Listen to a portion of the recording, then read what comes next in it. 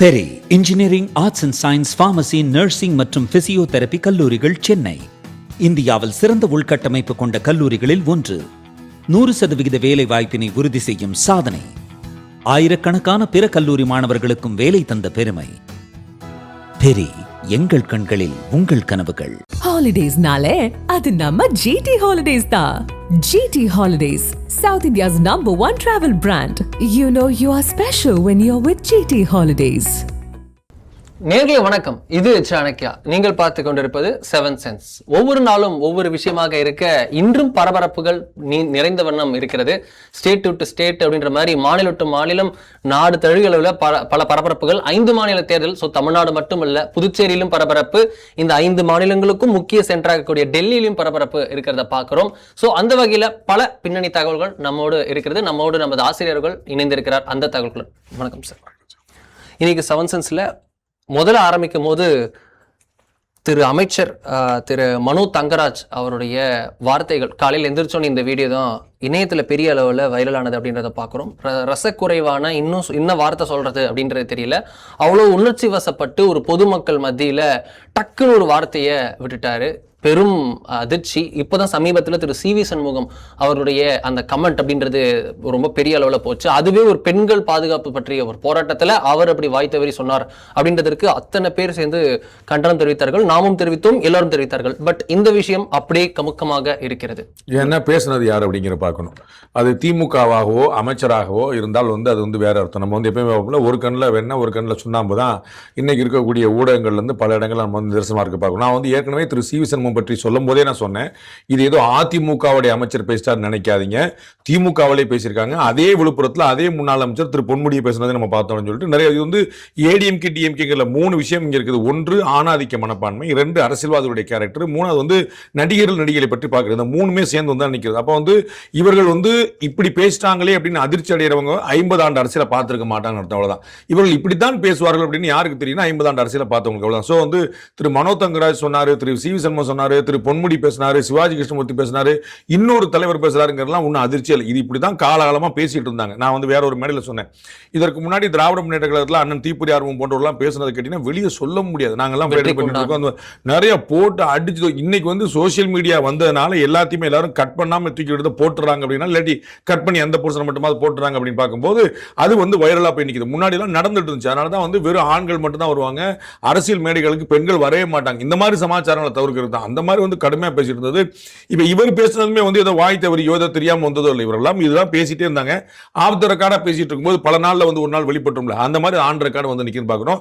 எனக்கு இது போன்ற பேச்சுகள் எந்த வியப்பையும் அதிர்ச்சியும் அளிக்கவில்லை. இவர்கள் எப்போதும் பேசிக் கொண்டிருந்தாலும் எனக்கு தெரியும்.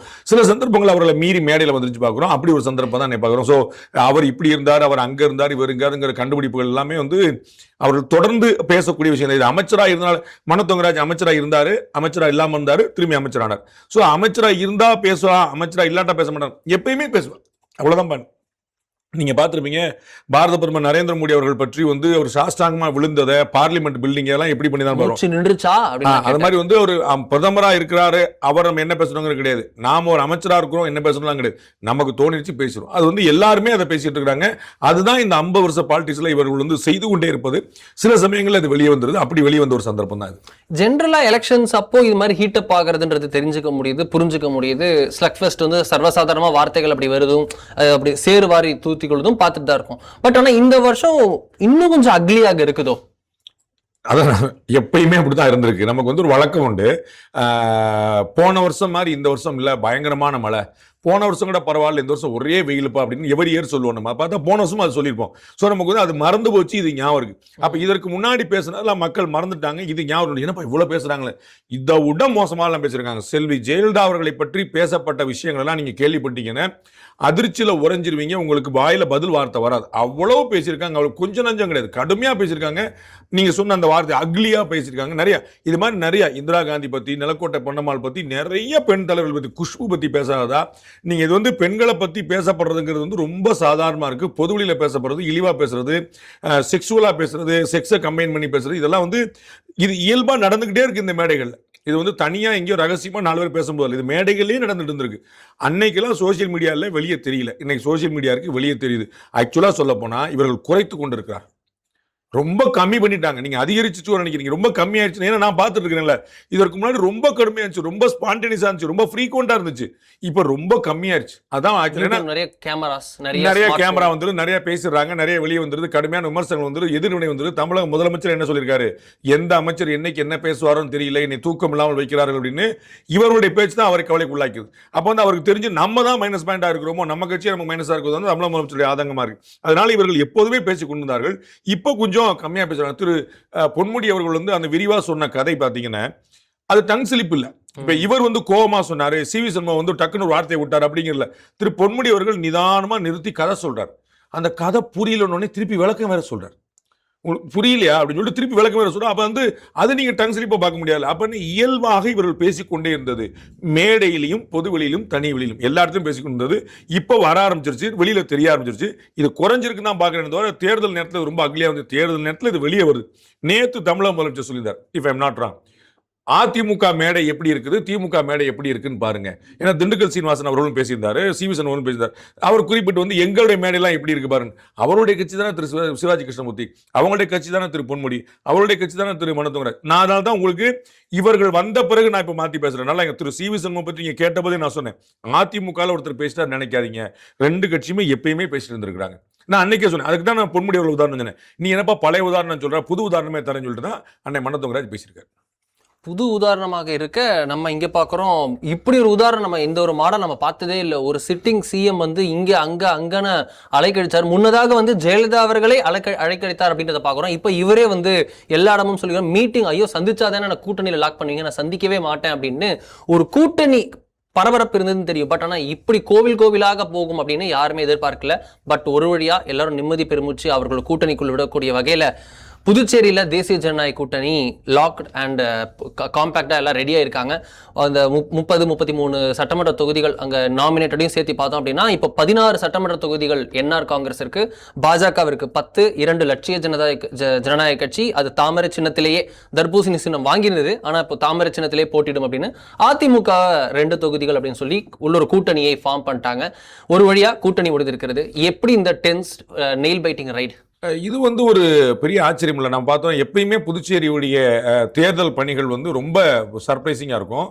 உங்களுக்கு ஒரு நெயில் பைட் பண்ணிட்டு இருந்தீங்க பார்த்தீங்களா, மிச்சம் வச்சுக்கோங்க. நீங்கள் வந்து எலெக்ஷனுக்கு பிறகு திரும்பி நீங்கள் நேரத்தை கடிக்க வேண்டியிருக்கும். அவ்வளோ இன்ட்ரெஸ்டிங்காக இருக்கும். நான் வந்து எப்படி சொல்றேன், அது வந்து மொத்தமே 30 தான் அப்படிங்கிறனால ஒருத்தர் மாறினாலும் ஆட்சியை மாறும், ஒரு எம்எல்ஏ மாறினா ஆட்சியை மாறும். வாஜ்பாய் கவர்மெண்ட்ல வந்து பார்த்தீங்கன்னா ஒரு எம்பி மாற்றி ஓட்டு பண்ணுவோம். அது மாதிரி வந்து இங்கே ரொம்ப சாதாரணம். ஏன்னா அறுதி பெரும்பான்மைங்கிறது ரொம்ப ரேராக கிடைக்கக்கூடிய விஷயம். எப்பயுமே வந்து நார்மலாக வந்து இவங்களுடைய தயவுல அவங்களுடைய தயவுல இவங்க. அங்கே அதிமுக ஆட்சி அமைச்சிருக்கு ஒரு காலத்தில், திமுக ஆட்சி அமைச்சிருக்கு ஒரு காலத்தில், காங்கிரஸ் ஆட்சி அமைச்சிருக்கு, என்ஆர் காங்கிரஸ் ஆட்சி அமைச்சிருக்கு. இப்படி பல பேர் அந்த இடத்துல ஆட்சி அமைச்சிருக்காங்க.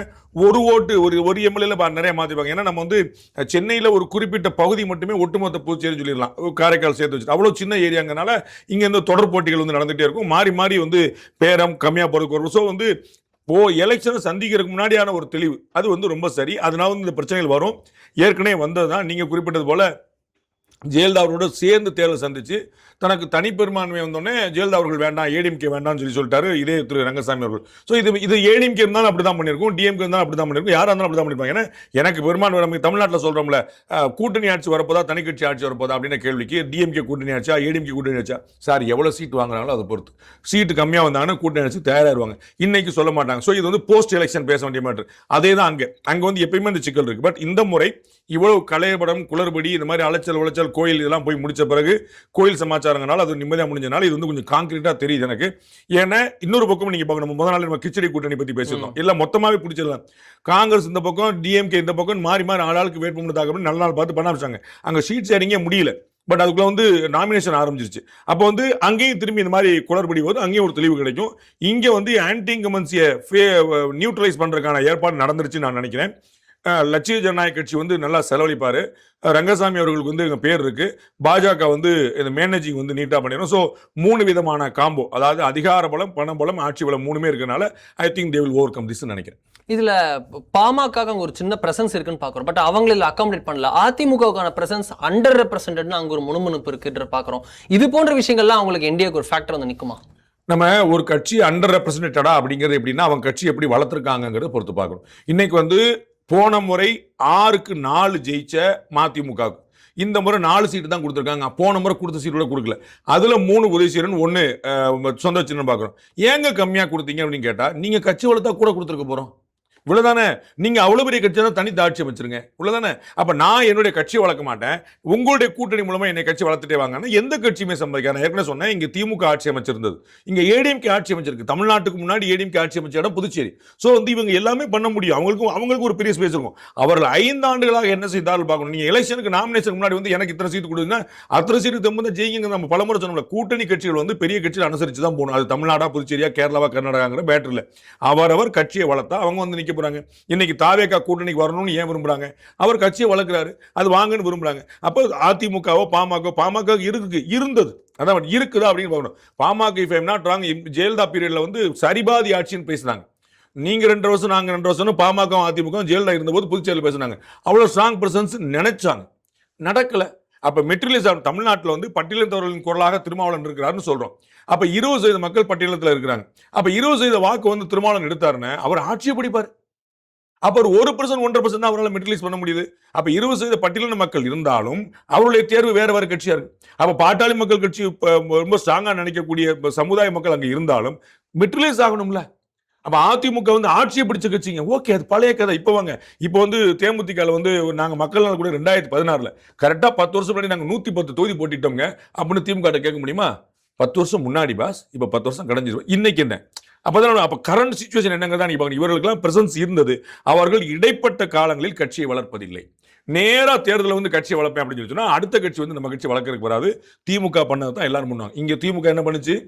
இருக்கிற தோழமை கட்சிகளுக்கு சீட்டை குறைச்சு. அங்க பிஜேபி என்ன பண்ணுது? ரங்கசாமி என்ன பண்றாரு? அர்த்தம்